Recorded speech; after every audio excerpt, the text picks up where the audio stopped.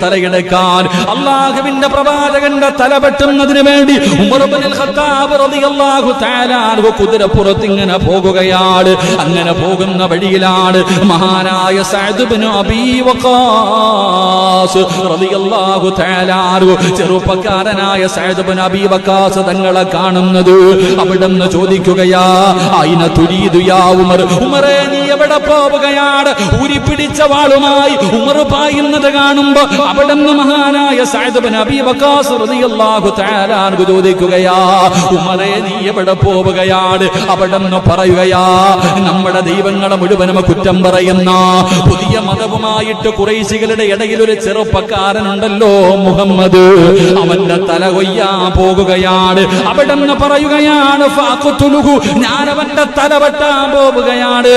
മഹാനായ സഅദ് ഇബ്നു അബീ വഖാസ് റളിയല്ലാഹു തആല